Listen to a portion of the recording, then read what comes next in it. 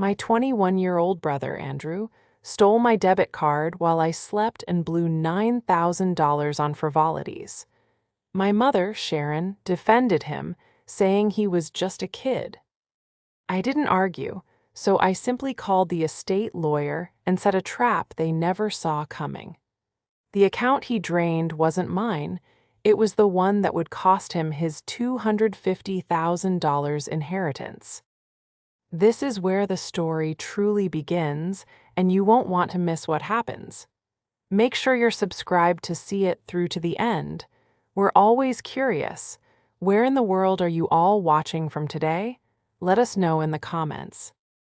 The flu had settled into my bones with a vengeance. For 2 days, I'd been a miserable heap on my sofa, cocooned in blankets, surviving on tea and grainy daytime television. At 29, I rarely got sick, but when I did, the world stopped. My job as a university archivist required meticulous focus, something impossible when my head felt like it was stuffed with cotton. I'd emailed my department, taken the week off, and surrendered to the fever. It was in this vulnerable, half-lucid state that the first text message alert chimed from my phone on the coffee table. I ignored it. Then it chimed again, and again. A rapid, insistent ding-ding-ding that cut through my feverish haze. With a groan, I leaned over, my muscles screaming in protest. The screen was a blinding wall of notifications from my bank. Alert! Your debit card has been used for a purchase of $2,450 at Solo Luxury Sneakers. Alert! Your debit card has been used for a purchase of $1,899 at Apple Store. Alert! Your debit card has been used for a purchase of $745 at Vibe Electronics. Alert! Your debit card. The list went on. My heart hammered against my ribs, a sudden, cold dread washing away the flu's heat. I fumbled to open the banking app, my fingers trembling. The balance, which should have been just over $250,000, was now $241,000 and change. In the span of about 90 minutes, while I was asleep, someone had siphoned nearly $9,000. I knew with a certainty that left me breathless who it was. I pulled myself off the couch and stumbled into my bedroom, my bare feet cold on the hardwood floor. My purse was on the dresser. I opened it, my movements frantic, and pawed through the contents. My personal debit card was there. My credit cards were there, but one card was missing. The simple navy blue debit card linked to the GM Legacy Trust. The one I kept in a separate, hidden flap. The one that should never, ever be used. The room spun. This wasn't just theft, it was a catastrophe. I limped back to the living room and collapsed onto the sofa, my breath coming in short, sharp gasps. Just then, my phone rang. It was my mother, Sharon. I stared at the screen, my thumb hovering over the decline button, but I knew I had to answer. "Jennifer, honey, how are you feeling?" Her voice was breezy, overly cheerful. It was the voice she used when she was about to ask for something, or, as I was learning, when she was covering for someone. "Mom," I managed, my voice a dry croak. "Someone stole my card. Someone stole the trust fund card." There was a half-second of silence, a tiny vacuum of static. "Oh, goodness, stolen? Are you sure? Maybe you just misplaced it." "It was used, Mom. $9,000 are gone from that account." "9? Oh my," she fluttered. "Well, don't you worry your sick little head about it. I'm sure it's just a misunderstanding. Listen, the reason I'm calling is that Andrew is going to swing by. He's got a surprise for you. He's so thoughtful, just wanted to cheer his big sister up." The cold dread in my chest solidified into a block of ice. "He's coming here." "He's just pulling up now. I'll let you go. Feel better, sweetie." The line clicked dead. I stared at the phone. A surprise. Not even 5 minutes later, a key scraped in my apartment lock. Andrew, my 21-year-old brother, let himself in, a gust of cold air following him. He was wearing a brand new, blindingly white designer hoodie, and in his hands he held a small paper bag. "Hey, Jen," he said, flashing a $1 million smile that he hadn't paid for. "Heard you were sick. Brought you some of that fancy soup you like." He tossed the bag onto the coffee table, next to the phone still glowing with fraud alerts. He was vibrating with a wired, frantic energy, his eyes darting around the room, landing on everything but me. He was wearing new sneakers, too. Ridiculously expensive ones, the kind that cost more than my monthly rent. "Where did you get that card, Andrew?" I asked. My voice was quiet, but it cut through his manufactured cheer. He froze, his smile faltering. "What card? What are you talking about?" "The debit card from my purse. The one you used to buy that hoodie and those sneakers, and whatever is in the new vibe bag I see peeking out of your backpack." His face, so open and charming a second ago, hardened into a petulant mask. "I don't know what you're talking about," he scoffed. "I used my own money. My crypto investments paid off." "Your crypto investments," I repeated flatly. "Andrew, I have the alerts at 2 o'clock this morning. You came in here while I was sick and asleep and you stole from me." "Stole? That's a strong word, Jen," he said, crossing his arms. He was trying to look intimidating, but he just looked like a child playing dress-up in clothes he couldn't afford. "I borrowed it. I was going to pay you back." Pay me back $9,000. With what, Andrew? Your imaginary crypto." "It's not my fault you just have all this money sitting around." He suddenly exploded, his voice cracking. "You're an archivist, you don't even do anything. You just sit on that pile of cash Grandma left you. It's not fair. I actually have a plan. I'm building a brand." He was shouting now, his face red. He genuinely believed his own entitlement. He thought he was the victim. He thought he had stolen my money. The profound, staggering ignorance of his actions, of the line he had just crossed, left me speechless. I just stared at him, the fever, the betrayal, and the sheer magnitude of the disaster crashing over me. The trust, the lawyer, the clause, he had no idea what he had done. And in that moment, I knew I wasn't going to argue with him. I wasn't going to scream. He wanted me to treat this like a sibling squabble. He wanted our mother to swoop in and smooth it over, to tell me to be nice and share. I leaned back into the sofa cushions, my body aching, but my mind suddenly, terrifyingly clear. "Get out, Andrew," I whispered.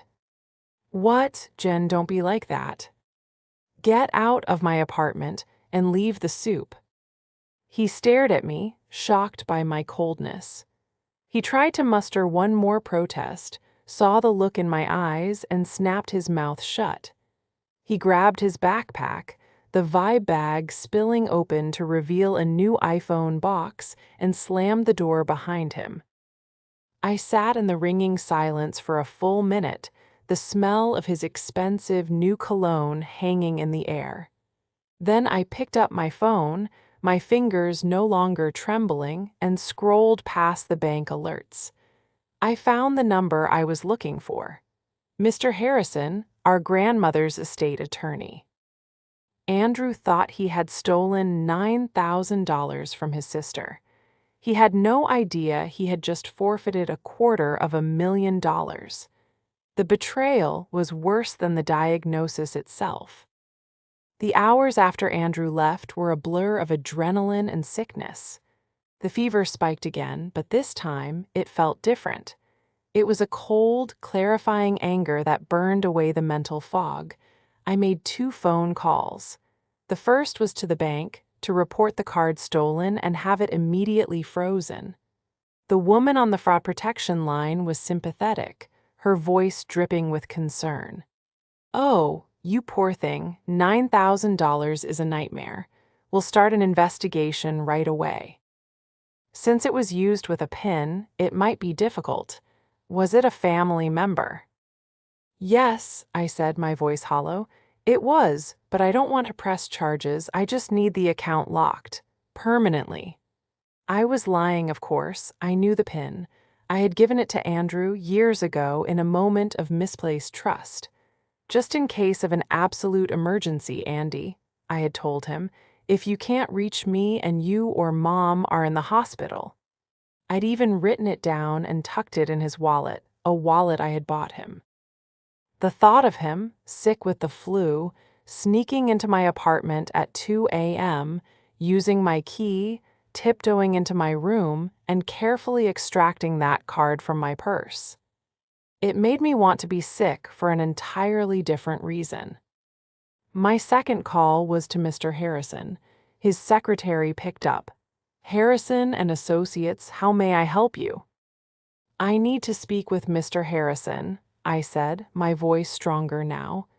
"It's Jennifer regarding the GM Legacy Trust. There's been a development." Mr. Harrison, a man who had known my grandmother for 40 years, was on the line in under 30 seconds. He was all business, his sharp, precise voice a comfort. "Jennifer, you sound terrible. Are you all right?" "I have the flu, Mr. Harrison, but that's not it. I need to report an unauthorized withdrawal from the trust by the beneficiary." There was a heavy sigh on the other end of the line. "Andrew," he stated, it wasn't a question. "Yes, $9,000 in a single night. Designer clothes, electronics. Frivolous by any definition." "I see," Mr. Harrison said. The temperature of the call dropped 10 degrees. "Jennifer, you know what this means. Your grandmother was specific. She was a hawk." "I know what it means," I said, staring at the wall. "I'm looking at the trust document right now. I've been the trustee for 2 years and I've guarded this thing. I've sat through Mom's hints and Andrew's tantrums, and he just did it." "The forfeiture clause," Mr. Harrison said gravely. "Section 4, subsection C. Any fraudulent, unauthorized, or frivolous withdrawal made by the beneficiary, Andrew, before the age of 30, shall immediately and irrevocably void his entire claim to the trust principal." She made me read it to him and Sharon when the will was executed. They both signed a document stating they understood it. "They understood it," I agreed, "but they never believed it. They thought it was a bluff. They thought I was just being selfish." "They had forgotten one crucial thing, Jennifer," Mr. Harrison said, his voice hardening. "They forgot your grandmother never bluffed. And they forgot that you, as trustee, are legally bound not to your family, but to the trust itself. You have a fiduciary duty to execute her will, exactly as written." "What do I do now?" I asked. "You do nothing. You rest. You get over the flu. I, in the meantime, will be filing a petition with the probate court to notify them of the breach of trust. I will subpoena the bank records and the store receipts, which will be easy to get. Then we schedule a meeting. With you, with Andrew, and with your mother." He paused. "I want you to be prepared, Jennifer. They will not react well." "I know," I said. "Thank you, Mr. Harrison." I hung up and fell back against the cushions. They had forgotten.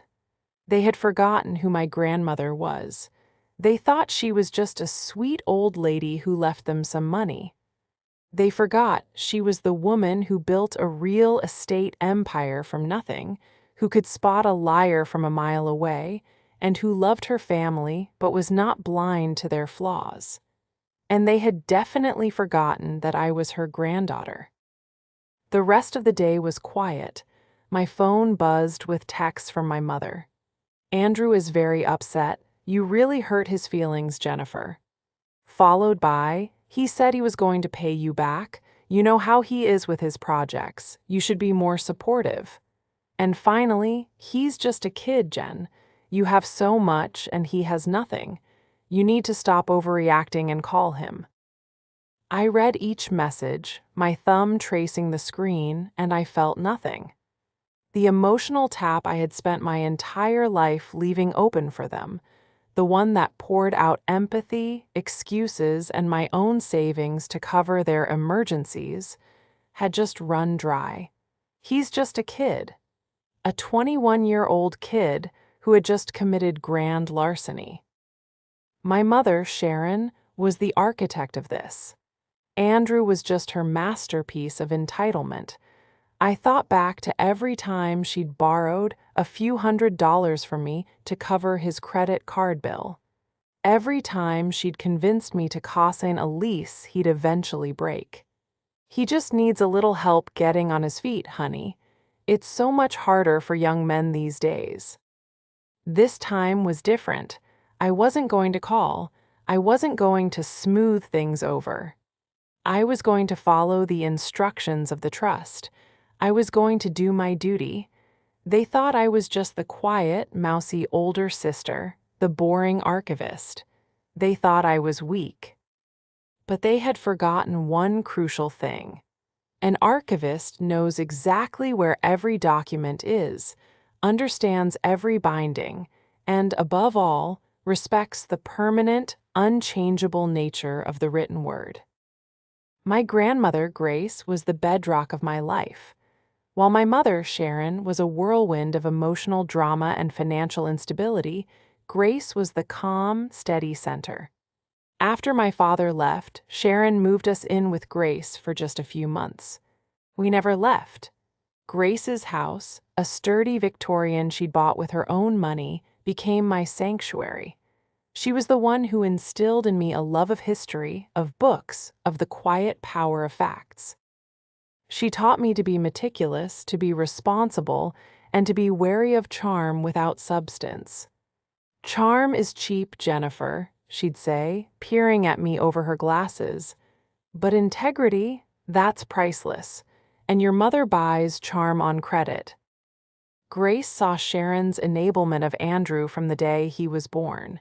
He was the boy, the do-over, the golden child.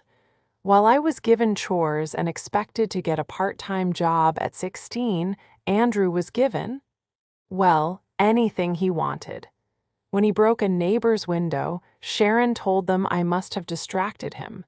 When he failed his classes, Sharon blamed the teachers. When he got his first credit card and maxed it out in a week, Sharon came to me, weeping, begging me to cover it so his future wouldn't be ruined. I was 23, working my first job, and I drained my savings to pay for his designer jeans and video games. "You're the responsible one, Jen," Sharon would say, as if it were a compliment. "You're my rock." But a rock is just something to stand on. Eventually, it gets worn down. My grandmother saw it all, and she tried to protect me. She paid for my university education directly, sending the tuition checks straight to the bursar's office so Sharon couldn't borrow a single cent. And when she got sick, she called me and Mr. Harrison to her bedside. Not Sharon, not Andrew, me. "It's all in the true. Sent Jennifer," she'd whispered, her hand frail in mine. $250,000 for Andrew. But you, my dear, are the trustee. You are the dragon at the gate. He cannot touch a penny until he is 30, unless it is for verified educational expenses or a down payment on a primary residence. And you, and only you, approve the withdrawal." "Grandma, that's too much responsibility," I'd stammered. "No," she said, her voice suddenly strong. "It's the perfect amount of responsibility for you, and it's the only way he might learn. Your mother will try to wheedle it out of you. He will try to guilt you. Do not let them. The documents are your shield. Use them." And then she'd given me a weak, sly smile. "And read section 4C very carefully, dear. It's my little insurance policy. Against, well, against them." She died 2 days later. The day of the will reading was a performance I'll never forget. Sharon and Andrew sat in Mr. Harrison's plush office, vibrating with anticipation. When he read that the house and the bulk of the liquid assets were being donated to the university's historical society, Sharon's face turned white. When he read that a $250,000 trust was established for Andrew, her color returned. And when he read that I, Jennifer, was the sole trustee, her jaw dropped. But she doesn't know anything about money," Sharon protested. "On the contrary," Mr. Harrison said coolly, "your mother's notes indicate Jennifer is the only one who knows anything about responsibility. And now, the forfeiture clause." He read it aloud. The dense, ironclad legalese that detailed how any unauthorized, frivolous, or fraudulent withdrawal by Andrew would void the entire trust. Andrew had been texting, not even listening. But Sharon listened, and I saw in her eyes that she didn't hear a warning. She heard a challenge. She thought she could find a way around it. She thought she could work on me, her rock, and wear me down. For 2 years, she had tried. Every few weeks, there was a new business idea from Andrew, the aspiring crypto day trader. "He just needs a small investment, Jen, $10,000. He can turn it into 100,000. "The trust forbids it, Mom. It's frivolous." "It's not frivolous. It's his future. You're just jealous. You've always been jealous of his potential." The arguments were exhausting. They chipped away at me. I started keeping the trust's debit card, which I'd only ever used once, to pay a single, verified tuition bill, in a hidden part of my wallet, terrified one of them would try to take it. But I never imagined Andrew would sneak into my home while I was sick and do it. Now, 3 days after the theft, I was finally over the flu. My righteous anger had cooled and settled into a hard, calm resolve. The apartment was clean, and I had disinfected everything Andrew had touched. I was sitting at my antique desk, one of the few things my grandmother had left me personally, when my phone buzzed. It was an email from Mr. Harrison. Subject: meeting scheduled. "Jennifer, I have received the bank statements and transaction records. The purchases are flagrant. I have scheduled a meeting at my office for tomorrow, Friday, at 10:00 a.m. I have summoned your mother and brother. Their attendance is mandatory.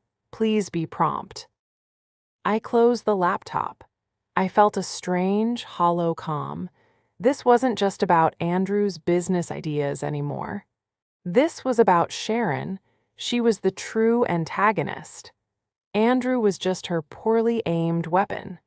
She was a real estate agent, a profession built on high-gloss polish and convincing people to buy things they couldn't afford. She had sold Andrew a fantasy of a life without consequences, and she'd been trying to make me pay the commission. I thought about her on the phone, her voice so breezy. "Andrew is going to swing by. He's got a surprise for you." She knew. She must have known. She was probably the one who encouraged him, who told him which card to take. "It's fine, honey," I could hear her saying. "It's your money anyway. Jen's just being difficult. Just take it and pay her back. She'll get over it." They thought this was another family drama they could win by shouting the loudest, by making me feel the most guilt. They didn't realize this was no longer a family discussion. It was a legal proceeding, and I was no longer coming as their daughter or their sister. I was coming as the trustee of the GM Legacy Trust. The shift from passive victim to active strategist was as simple as changing my clothes. On Thursday, I was a flu-ridden mess in a bathrobe. On Friday morning, I was an archivist on a mission. I dressed in my work attire, a pressed silk blouse, dark gray trousers, and a black blazer. I pulled my hair back into a severe, tight bun. I looked, I thought with a grim smile, exactly like my grandmother. I spent the hour before the meeting preparing. My investigation wasn't difficult. Mr. Horizon had already handled the legal side, subpoenaing the records. My job was to assemble the narrative. As an archivist, my superpower is organization. I find patterns in chaos. I take disparate, messy boxes of information and I build a clear, factual story. I went to my filing cabinet. From a locked box, I pulled the file marked GM Trust. Inside was a pristine, hardcover copy of the trust document itself. I placed sticky tabs on 3 key pages, the page naming me as trustee and outlining my fiduciary duty, the page detailing the only approved uses for the funds, education, primary residence, and of course, Section 4C, the forfeiture clause. Next, I logged into my laptop. Mr. Harrison had forwarded me the bank records. I printed them. The $9,000 spending spree was even more insulting in black and white. $2,450 at Solo luxury sneakers. A quick search revealed this was for 2 pairs of limited edition shoes. $1,899 at Apple Store. A new iPhone 15 Pro Max. $745 at Vibe Electronics, a 50-inch 4K TV. $1,200 at Luxmen, the hoodie plus several other items. And so on, right down to a $350 dinner at a high-end steakhouse. This wasn't a kid making a mistake. This was a calculated, decadent spree. He had treated the trust fund like a lottery win. Then I went deeper. I opened my family file. For the past 2 years, ever since Sharon had started her campaign of financial harassment, I had been keeping records. I printed the email from her, dated 6 months ago, with the subject line Andrew's Big Idea, where she'd outlined his crypto plan and asked for a $10,000 loan from the trust. I printed my reply, where I had attached a PDF of the trust's frivolous spending clause and formally denied the request. I also printed the text message exchanges. Sharon, Jen, Andrew's car broke down. He needs $1,500 for the repair. Please, honey, just this once. Me, Mom, the trust can't pay for that. I can send you $200 from my personal account to help. Sharon, you're heartless. You'd let your brother be stranded. I had a whole folder of these. This wasn't just about Andrew's theft. It was about proving a pattern of behavior. It was about proving, beyond a shadow of a doubt, that both Andrew and Sharon were fully aware of the trust's rules. They knew, they just didn't care. They thought the rules didn't apply to them. This was my clever trap, the leverage my grandmother had given me. It wasn't just the clause itself. It was the proof that they knew the clause existed and chose to ignore it. The theft wasn't just impulsive, it was premeditated. Andrew didn't just stumble upon the card. He'd been hunting for it, and Sharon had been his spotter. I gathered all the papers, the trust document, the bank statements, the store receipts Mr. Harrison had acquired, and my own printouts of our past conversations. I 3-hole punched everything and placed it all in a sleek 1-inch black binder. On the spine, I printed a simple label: Trust, Violation 4C. As I snapped the binder shut, I felt a profound sense of calm. This was my armor, my shield. In an archive, the document is the final word. It doesn't care about your feelings. It doesn't care about your excuses. It just is. The facts are immutable. I looked at the clock. 9:30 a.m., time to go. I walked out of my apartment, my heels clicking on the hardwood floor. I was no longer a victim. I was no longer the rock. I was the executor. My grandmother had given me one final, difficult task: to protect her legacy from the very people she loved. And as I drove to Mr. Harrison's office, I felt the weight of her conviction settle on my shoulders. I was not just doing this for myself. I was doing it for her. I was honoring her final wish.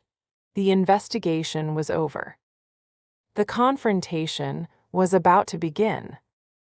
Mr. Harrison's office was on the 14th floor, a hushed, wood-paneled world that smelled of old books and expensive coffee. His secretary, a kind older woman named Mrs. Davis, gave me a sad, knowing smile. "They're already in the conference room, dear," she whispered. "Mr. Harrison is waiting for you." I pushed open the heavy oak door. The room was dominated by a long, polished mahogany table. Mr. Harrison sat at the head, a picture of legal authority. And on the far side, looking small and out of place, were Sharon and Andrew. Sharon was dressed in her best real estate agent attire, a bright red power suit that seemed to scream, "I'm in charge." But her face was pale, and her fingers were nervously shredding a tissue in her lap. Andrew was slouched in his chair, wearing one of his new designer hoodies, his arms crossed, staring sullenly at the table. He looked up when I entered, his eyes wide with a mixture of defiance and, for the first time, a flicker of fear. "Jennifer, thank you for coming," Mr. Harrison said, his voice booming in the quiet room. "Please sit." I took the seat directly opposite them, on Mr. Harrison's right. I placed my black binder on the table with a quiet, definitive thud. The sound echoed slightly. Andrew flinched. Sharon's eyes narrowed, zeroing in on the binder's spine. "Now," Mr. Harrison began, steepling his fingers, "we are here to discuss a grave matter. On the night of October 28th, a sum total of $9,194 was withdrawn from the GM Legacy Trust via the trust's debit card. It was a misunderstanding." Sharon immediately interjected, her voice high and strained. "Andrew was going to pay it all back. He just got a little overeager with an investment. Jennifer knows this. She's just being vindictive because she's always been jealous of him." I said nothing. I simply opened my binder. "Sharon, I must ask you to remain silent until I am finished," Mr. Harrison said, his tone icy. "This is not a family discussion. This is a legal review of a breach of trust.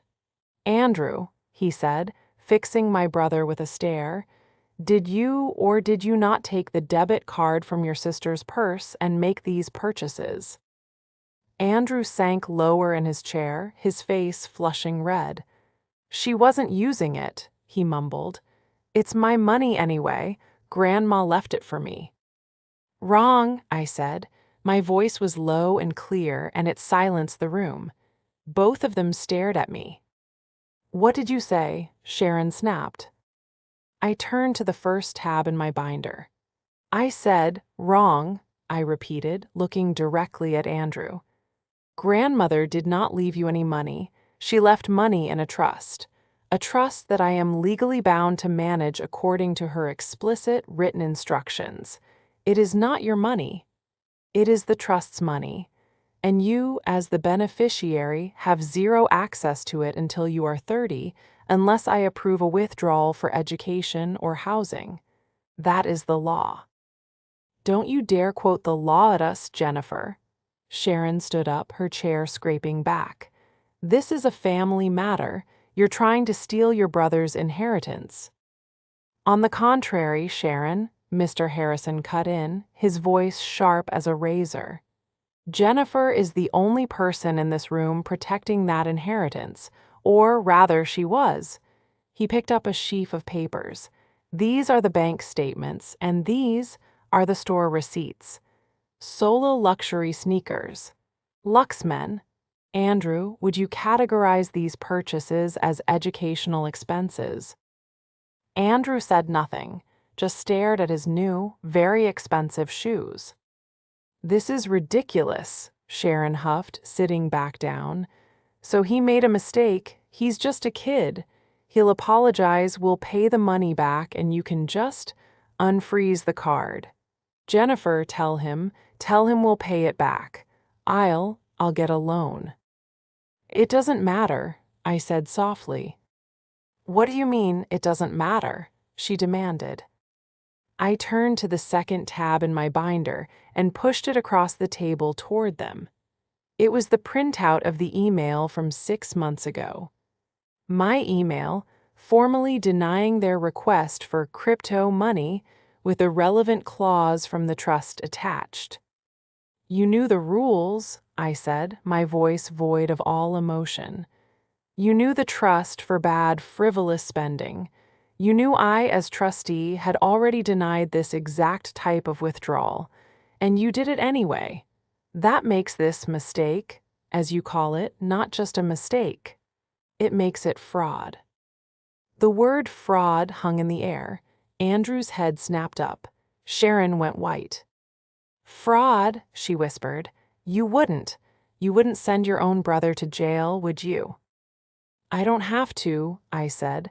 I turned to the final tab in my binder. I slid it out, a single, pristine page. You're still forgetting about Grandma. You thought this was about me. You thought you just had to bully me. You forgot about Section 4C. I pushed the page in front of them. Mr. Harrison, I said, would you please read the forfeiture clause, the one you read to them 2 years ago, the one they both signed a document acknowledging. Mr. Harrison put on his glasses. He picked up the page. As he read the dense, unforgiving legal text, any fraudulent, unauthorized, or frivolous withdrawal shall immediately and irrevocably void his entire claim to the trust principal. All the color drained from Sharon's face. Andrew's mouth fell open. He was finally understanding. Wait, void, Andrew stammered, his eyes wide with panic. Void what? Like the 9,000? No, Andrew, I said, closing my binder. Void everything. The $250,000, all of it. It's gone. Sharon's reaction was terrifying. A low, strangled sound came from her throat. No, she whispered. No, you're lying. That's not real. It's a bluff. It's just a scare tactic Grandma set up. Mr. Harrison, tell her she can't do this. Mrs. Stone, Mr. Harrison said, his voice laced with pity. I am the one who drafted this document at your mother's request. I can assure you it is no bluff. As of 2:05 a.m. on October 28th, the moment the first unauthorized transaction was proved, Andrew forfeited his entire inheritance. As the trustee, Jennifer has no choice but to execute this clause. If she didn't, she herself would be in breach of her fiduciary duty. The room was silent. Andrew looked like he was going to be sick. Sharon just stared at the document, her entire world visibly collapsing. The polished, manipulative real estate agent was gone, replaced by a desperate, cornered woman. So what happens now? Andrew whispered, his voice trembling. Where does the money go? As per your grandmother's instructions, Mr. Harrison said, the full principal of the trust, minus the 9,000 you stole, will be immediately liquidated and transferred. The entire sum will be donated to the Grace M. Historical Preservation Fund at the university, the very one Jennifer helps to manage. So it is you, Sharon shrieked, launching to her feet and pointing a trembling finger at me. "You did steal it. You tricked him. You set him up so you could get all the money for your dusty old books." Her threats were so poorly executed, so nonsensical, that I almost felt sorry for her. "I don't get a penny, Mom," I said, standing up. "I am a salaried employee of the university. This money goes to the fund, not to me. It will be used to restore historical buildings, just like Grandma always wanted. I get nothing, and he gets exactly what he deserves. You both did. You thought you were so clever. You thought you could break the rules, but you just forgot what the rules were." I picked up my binder. "Mr. Harrison, I believe my work here is done. I have fulfilled my duty as trustee." "Indeed, you have, Jennifer," he said, nodding. "Exemplary work." I walked toward the door, my heels clicking. "Jennifer, wait," Sharon cried, her voice breaking into a desperate sob. "Please, you can't let this happen. He's your brother. He's just a kid. You'll ruin his life." I stopped at the door, my hand on the knob. I turned to look at them. Andrew was crying, fat, silent tears rolling down his cheeks. Sharon was a complete wreck, her mask of superiority shattered. "He ruined his own life, Mom," I said, my voice cold and final. "And you gave him the keys to do it. The consequences are yours to share." I opened the door and walked out, leaving them alone in the conference room with the ruins of their greed. I thought walking out of that office would be the end of it. I thought the cold, hard finality of the law would be enough. I was wrong. The next 48 hours were a siege. My family, it turned out, did not respect the law. They only respected leverage. The first volley was from Sharon. She went into full-blown desperation mode. The texts and voicemails started before I even got home. They were a rapid-fire progression through the stages of her manipulative grief. First came the bargaining. "Jen, honey, I've talked to Andrew. He's going to sell everything. The shoes, the TV, we can get most of the money back. If we show Mr. Harrison we're making it right, he can reverse it. Call him. Tell him it was a mistake." I deleted it.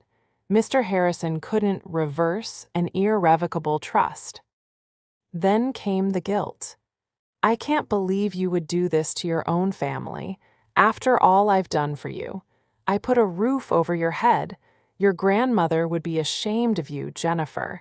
She would be rolling in her grave." This one made me laugh, a short, bitter bark. My grandmother would be applauding. Finally came the threats. "You'll be hearing from my lawyer. This is theft. You tricked him. You conspired with Harrison to steal that money. I will take you to court. I will tell everyone what you did. You will be ruined." This, I knew, was her real estate agent bravado. She had no lawyer. She couldn't afford one. Andrew, meanwhile, was trying a different tactic. He was trying to appeal to the big sister he had stolen from. His texts were pathetic. "Jen, I'm so sorry. I messed up. I really messed up. Mom is going crazy. Please, I'll do anything. I'll get a job. I'll pay you back, I swear. Don't let them take my future away. Please, Jen, you're the only one who can fix this. You're the only one who can fix this." The old, familiar refrain. My entire life, I had been the family fixer, the responsible one, the one who cleaned up their messes. They just couldn't comprehend that I was done. I turned my phone on silent. The real escalation came the next day. I was at work, deep in the university archives, cataloging a set of 19th century letters. The archives are my sanctuary, a climate-controlled, soundproofed vault of facts. No one could get to me there, or so I thought. My office phone rang. It was the front desk. "Ms. Stone, your mother is here. She seems very upset." My blood ran cold. She cannot be here, Barbara. This is a secure area. I told her that, but she's making quite a scene in the main library. She's demanding to see you. I sighed, pinching the bridge of my nose. I'm on my way. I walked out into the grand, cathedral-like main hall of the library, and there she was. Sharon. Her red power suit was rumpled, her makeup was smeared, and her hair was a mess.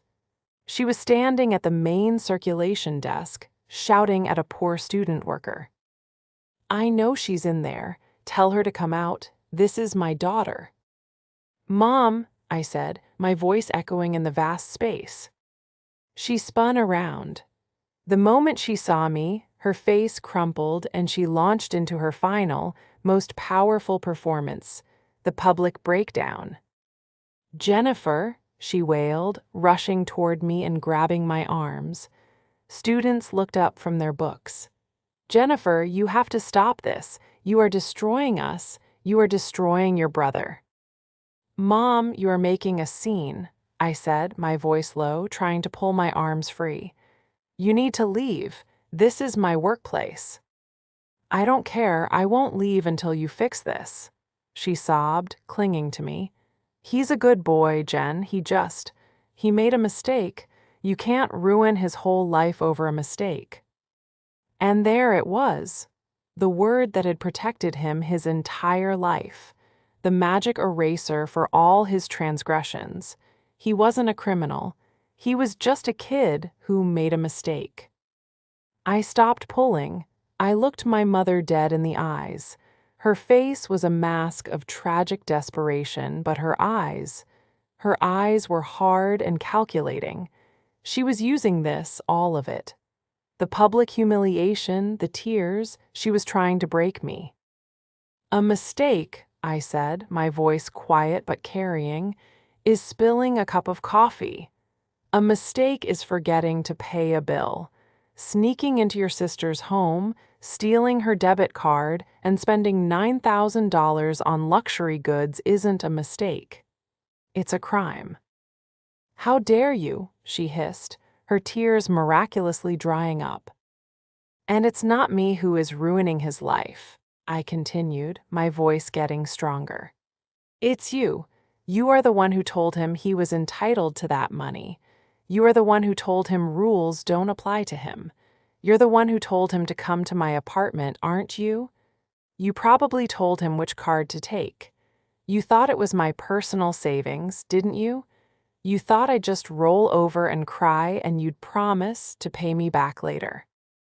You had no idea you were telling him to trigger a legal document you signed 2 years ago. Her face went slack. The shock of being so thoroughly, so accurately seen, it silenced her. The case is built, Mom. Mr. Harrison filed the petition. It's done. You triggered the forfeiture clause. You did this, not me. I turned to the student worker. Please call campus security. My mother is trespassing. You wouldn't, she whispered, her voice trembling with genuine shock. Watch me. I turned my back on her and walked back toward the secure doors of the archive. I didn't look back, not even when I heard her start to wail again, a different sound this time. It wasn't a performance. It was the raw, ugly sound of defeat. The spell was broken. The fixer had clocked out. The final showdown wasn't in a public place. It was, perhaps fittingly, in the one place my family had always felt most superior to me, my own apartment. A week had passed since the library incident. I had security escort me to my car for 2 days, but then the calls and texts stopped. The silence was heavy, unnerving. Mr. Harrison had informed me that the court had approved the petition. The funds were already in motion, being transferred to the university's preservation fund. It was legally over. But I knew it wasn't, not for them. They showed up on a Sunday afternoon. I heard them before I saw them, arguing in the hallway outside my door. Then, a sharp, frantic knock. Not Andrew's lazy rap, not Sharon's insistent pounding. This was a knock of pure panic. I looked through the peephole. It was both of them. Sharon looked terrible. She was visibly smaller, aged 10 years and a week. Andrew was beside her, his face pale and puffy. I opened the door. I didn't say, "Come in." I just opened it and stood there, blocking the entryway. "Jennifer," Sharon began, her voice hoarse. We got a letter from the court. It's real. The money is gone." "Yes," I said, "I know. It was transferred on Friday." You let it happen?" Andrew's voice was a shocked squeak. He was staring at me as if I were a stranger. "You really just let it go?" "There was nothing to let, Andrew," I said, leaning against the doorframe. "It's an irrevocable trust. The moment you entered the PIN, the process began. I just filed the paperwork." "You could have lied," Sharon shrieked, her old fire returning for a second. "You could have told Harrison you made the purchases. You could have protected him." "Protected him?" I asked, and for the first time my own voice rose. "Protected him? I have been protecting him his entire life, Mom. From what? From consequences. I've protected him from bad grades, from angry neighbors, from debt collectors, from his own stunning incompetence. I've been his shield. And what did it get me?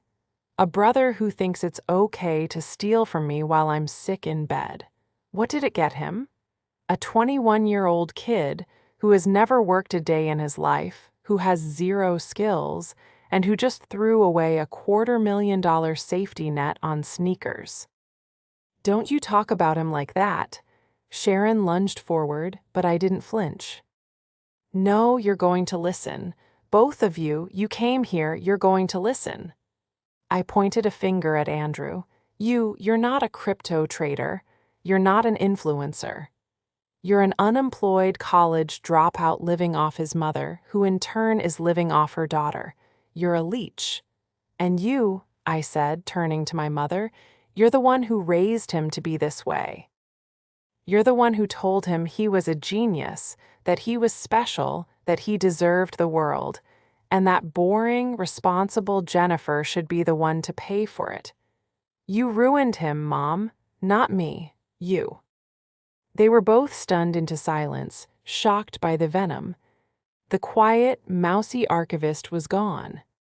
"The money is gone," I said, my voice dropping back to a cold, flat calm. "It's all in the university fund. It's going to restore the old clock tower and repair the 18th century manuscripts. It's going to do what Grandma wanted, preserve something of value." Andrew just shook his head, a single tear tracing a path down his cheek. "My life was of value," he whispered. "Then you should have valued it," I replied. "You should have read the document. You should have listened. You should have, for once in your entitled life, not been a selfish, greedy child." And then the final, triumphant moment. Andrew, my brother, the golden child, turned to our mother. His face, which had always been full of arrogance, was now just empty and angry. "You told me it would be fine," he said, his voice shaking. "You told me she was just bluffing.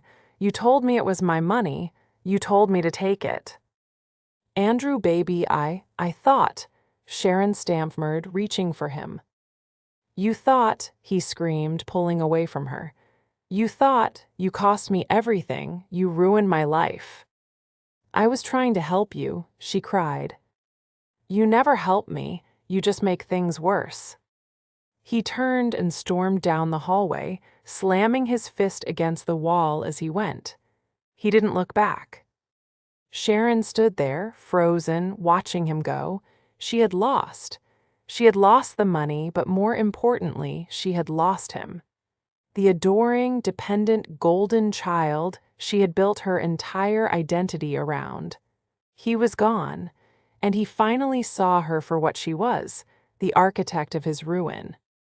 She turned back to me, her face a hollow mask of despair. She opened her mouth, then closed it. There was nothing left to say. There were no more threats, no more tears, no more manipulation that could work. I just looked at her. "Goodbye, Mom," I said. And for the second time in my life, I closed the door on a member of my family, finally and completely at peace. The downfall of Sharon and Andrew was not a dramatic explosion. It was a slow, quiet collapse, like a house sinking into its own foundation. Andrew, stripped of his inheritance and now viewing his mother as the poison in his well, did the one thing I never thought possible. He left. He packed a bag, sold his new sneakers and iPhone for a fraction of what he'd paid, and bought a bus ticket. He went to live with our aunt, my father's sister, in another state. The last I heard, she was making him work a manual labor job, waking up at 5 a.m. every day. For the first time in his life, he was facing the cold, hard reality of existing without a safety net. Whether he would learn from it, I didn't know. But he was, at least, out of my orbit. Sharon's ruin was more profound. Her entire world had revolved around the fantasy of Andrew's future success, a success she believed was guaranteed by my grandmother's money. With the money gone and Andrew blaming her for it, her purpose evaporated. Her work as a real estate agent suffered. She was too distracted, too bitter, to maintain the glossy, optimistic facade her job required. Clients dried up. She missed payments on her condo. 6 months after our final confrontation, she was forced to sell it and move into a small, bleak rental apartment. She tried to reconcile, of course. She sent me a long, rambling email full of excuses, self-pity, and half-hearted apologies. "I've lost everything, Jennifer. You were right. I just wanted the best for him." I read it, and then I moved it to the family folder in my archive, and I did not reply. As for me, my life blossomed in their absence. A great, heavy weight I hadn't even realized I was carrying had been lifted. My apartment was truly mine. My money was my own. My time was my own. I was no longer the family fixer, and the freedom was intoxicating. About a month after the funds were settled, I received a formal letter from the university's chancellor. It was an invitation to a small ceremony. I went, curious. At the ceremony, they unveiled a plaque on the newly restored grand portico of the main library. It read, "These restorations were made possible by a generous donation from the Grace M. Historical Preservation Fund." My boss, the head of the archives, found me after. "Jennifer," he said, shaking my hand warmly, "we all heard what you did, the way you upheld the integrity of that trust. It was remarkable. Your grandmother would be incredibly proud." I looked up at the plaque, the stone clean and bright, the letters carved deep. He was right. She would be. I'd had dinner with Mr. Harrison a few weeks prior. He had insisted on taking me out to celebrate. Over dessert, he'd looked at me with a sad smile. "Your grandmother was a very, very smart woman," he said. "She knew this would happen. She knew from the day Andrew was born that he and Sharon would try to burn through her legacy. She didn't just write that forfeiture clause to protect the money, Jennifer." "What do you mean?" I asked. "She wrote it to protect you. She knew it was the only way to ever set you free." He was right. It was her final gift to me. It wasn't money or a house. It was a choice. It was the legal, ironclad permission I needed to finally stop being their rock and start being my own person.